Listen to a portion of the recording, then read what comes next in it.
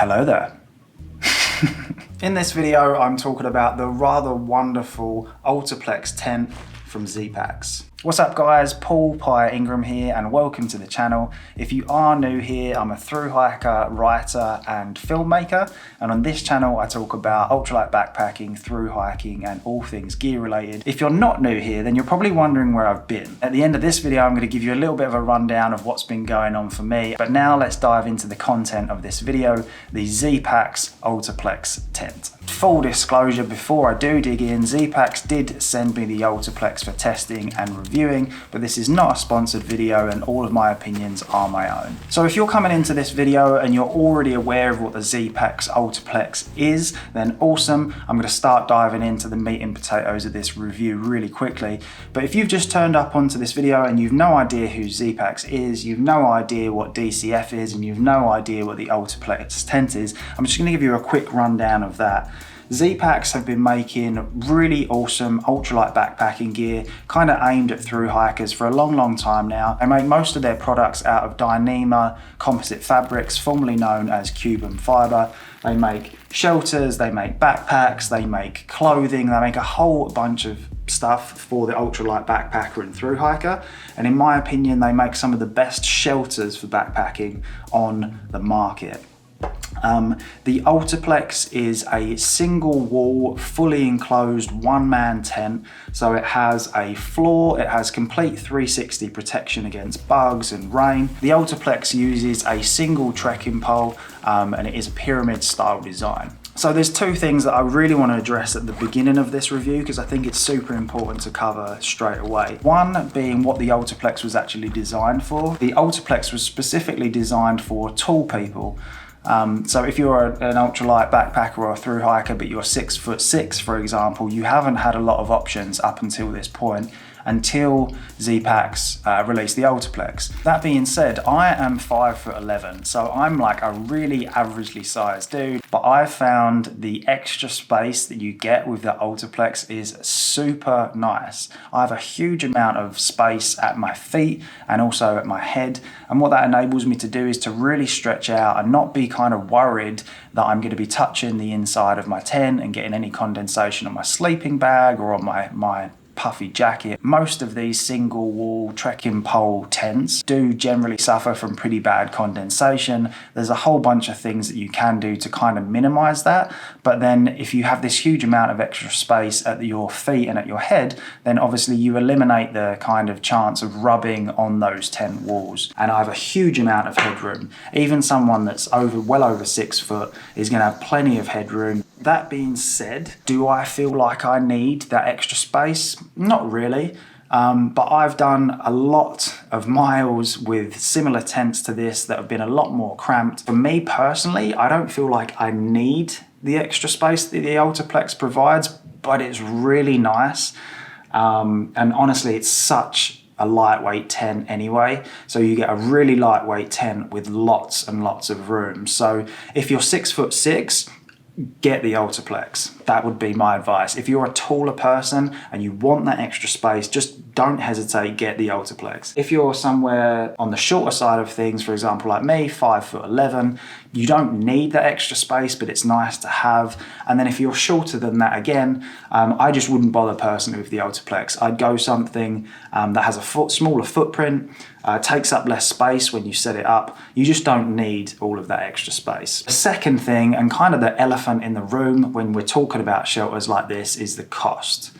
The Altaplex costs $585 US. Altaplex did send this tent to me for free to review, but I'm treating this as if I've spent my hard-earned cash on the tent.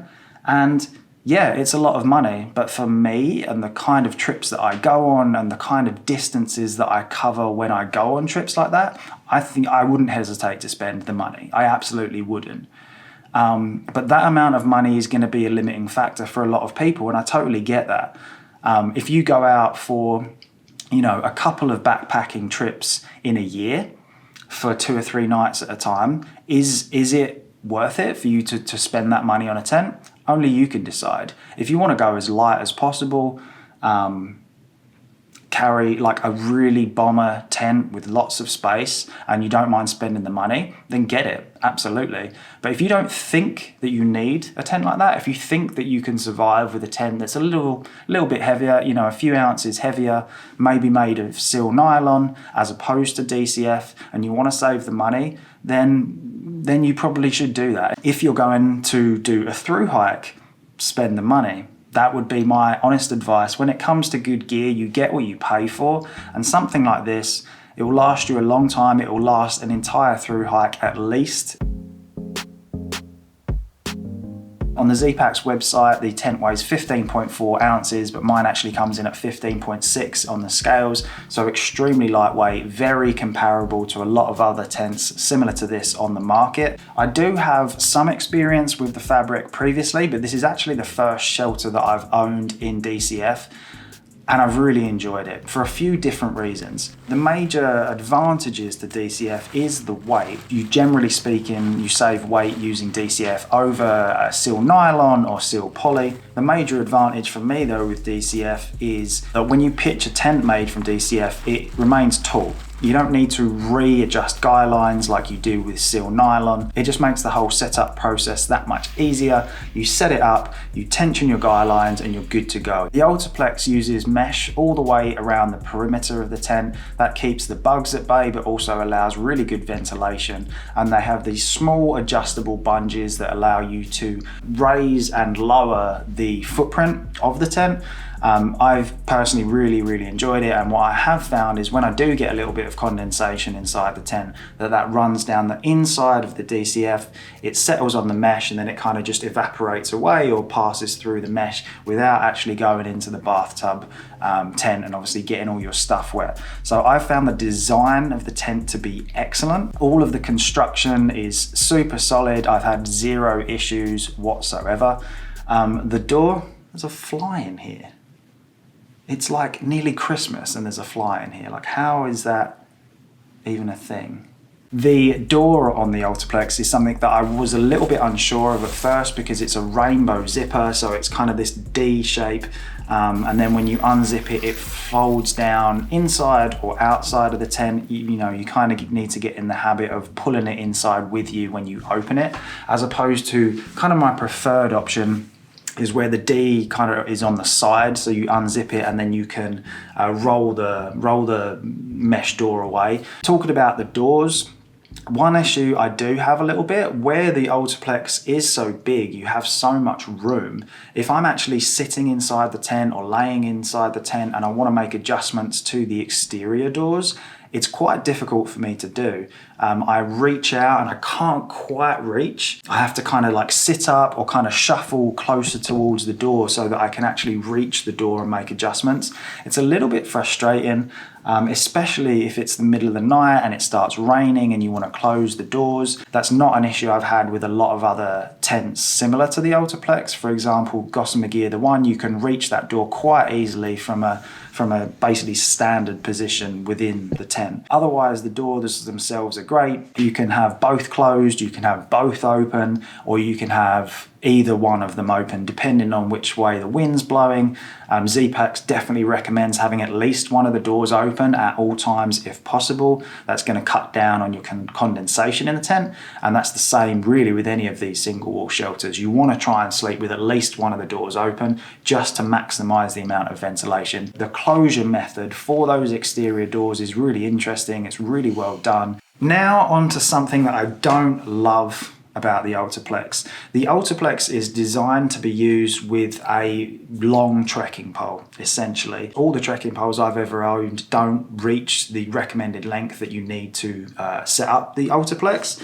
So Zpacks sells a pole jack extension. It's made of carbon fiber. Originally, it wasn't in stock when they sent me the tent, so I actually made my own out of a piece of aluminium tubing. I basically measured out the length that I needed, made sure that it fit to the tip of my trekking pole, and made it myself. And this only weighs I think 0.2 ounces more than the one that Zpacks sells. And I was quite proud of myself. I'm not great at DIY stuff, but it worked out great. It's not as good for sure as the one that Zpacks actually sells. The main reason being Zpacks have figured out a way to put, there's basically a spring mechanism inside this. So when you put your trekking pole in, there's some resistance, which is really nice because it just enables you to put the tent up a little bit easier, and it's kind of self-tensioning, which is a really nice touch. However, the thing I don't like about it is that this is quite easily lost.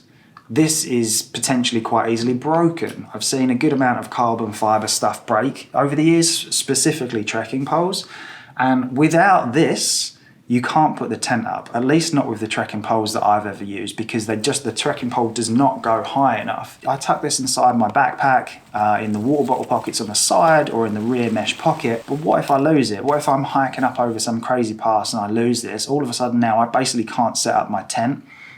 And if I'm in the middle of a through hike, it's going to take a good amount of time for me to actually get this sent out to me. I definitely can't buy something like this in most trail towns. It's not that big a deal, but I like avoiding things that are going to be snags like that. Something that obviously you can do, I'm going to do, is wrap some reflective tape around this. So in the mornings when you're packing up your tent, it's just a bit more of a visual reminder to put this in your backpack and put it somewhere safe that it can't be easily lost. So the pole jack is one minor issue, but the biggest issue I personally have with the Altaplex is the packed down size.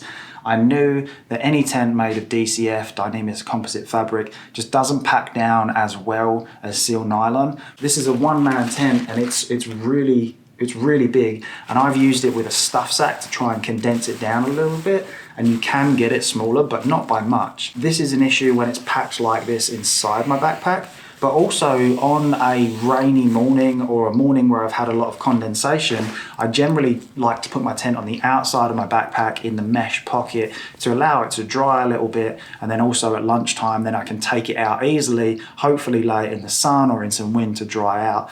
And it's just so bulky that if I do put it in that mesh pocket, kind of just stuff it in there, it takes up so much space.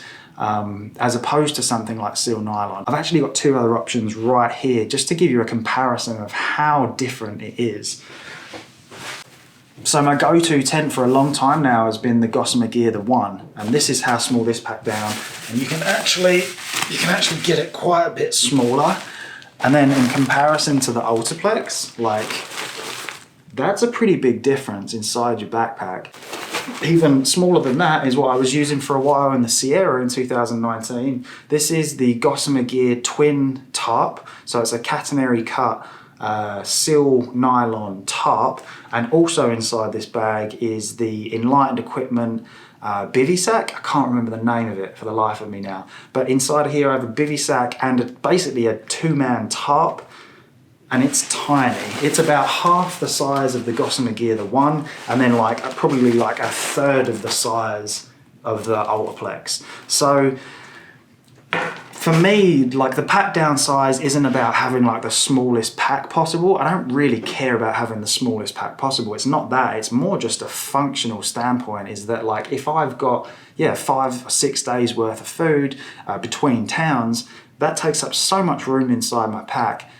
There's just going to be a tight fit, and I don't want to have to carry a 60 litre huge backpack every time.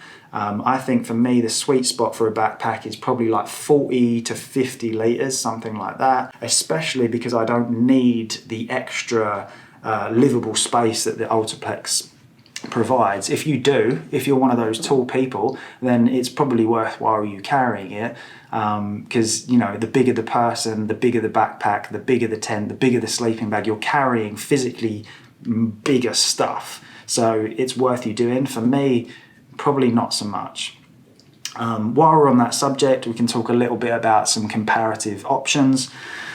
I've been using the one from Gossamer Gear for a long time now. I have a separate review of it, which I'll leave a link to in the description. I absolutely love this tent, but it is heavier. It's definitely not got as much livable space as the Altaplex. It feels pretty cramped after using the Altaplex, I'm not gonna lie. The major difference between the one and the Altaplex is that the one uses 2 trekking poles for its setup versus the Altaplex using the single one. But obviously you don't need the pole extension with the one, and the one will set you back a lot less money. I think it's like $300. So it's considerably cheaper. It's made of seal nylon, which has its positives and its negatives. The biggest positive is that it packs down smaller. The biggest negative, in my opinion, is that you have to re-tauten the guy lines after the tent's been set up for like an hour or so. But the Gossamer Gear, the one, is a really great option. And Gossamer Gear, not that long ago, released their Dyneema composite fabric version of the tent, which I should be getting in somewhat soon for some testing and reviewing, and I'll obviously do a video on that as well. And I really like what they've done with that, because they've used seal nylon steel for the bathtub floor, which is arguably a little bit more durable, but they've used DCF for the main tarp part of the shelter. And that's a really interesting combination, because you get kind of the best of both worlds, and in theory it should pack down a good bit smaller than a purely DCF tent. It's going to be more expensive though, obviously, than the seal nylon version. I think it costs like $540-ish. I'm not 100% sure on that. And then the other, for me, another really good option if you're looking at the Altaplex is to get one of Zpacks' other tents, which is the Pleximid, which has been their single wall, one person ultralight tent that's kind of like led the way for a long time. It's a little bit cheaper. The weight, I think, is a little bit less, not much. You're definitely not going to have as much livable space, but because there's less physical material, it is going to pack down smaller. And for me, and people around my height are obviously shorter, there's going to be plenty enough room in there. In my opinion, the Altaplex is pretty much the ultimate tent of its kind if you are looking for something super ultralight and you are a taller person, or you just want that extra livable space to kind of move around and not touch the inside of your tent. That's pretty much the end of the review, and now I'm going to move into a little bit of story time. So hopefully you've enjoyed this review and you found it helpful. Hopefully it's helped you make some educated purchasing decisions. I will leave links in the description to a lot of the stuff I've talked about in this video. Obviously buying stuff through those links really helps support this channel, and I appreciate you doing that. Also give this video a like and subscribe if you haven't already. But just quickly on where I've been and what I've been doing and why I haven't been releasing YouTube videos. Honestly, there's a bunch of different factors involved. One is I kind of lost my motivation. I got to the point where I felt like I was making videos and writing articles for my website, and I kind of lost my passion and lost the drive to do it. Also, I've been working on my first feature documentary film. That's pretty much what's taken up the majority of my time this year and has been my focus. That documentary is probably going to be coming out sometime in 2021, and I'll give you a lot more information on it soon. I was hoping that it would have been out a little bit sooner, but COVID happened. Woo! COVID was a limiting factor for me. It meant I needed to shuffle a lot of things around in my life just to make allocations and just kind of focus on the more important things. Also, in January of 2020, I had a really major operation on my shoulder, an old injury that finally needed taking care of. That was a whole process in itself. I now have titanium plates in my shoulder and a bunch of screws, so I have like an ultralight titanium shoulder now. But the recovery from that was a very long process. I'm still working with a physio and a trainer to get myself up to kind of full speed. And yeah, that's kind of been my 2020. It's been an adventure. Tell me in the comments what's been going on for you in 2020. I hope you've had a good one based on all the craziness that's been going on in the world. So this hopefully is going to be the first in a series of videos I've got coming out over the winter time. I do have some really exciting hiking trips planned for 2021, but who knows what's going to happen with that in these crazy times right now. I will see you in the next video. Peace!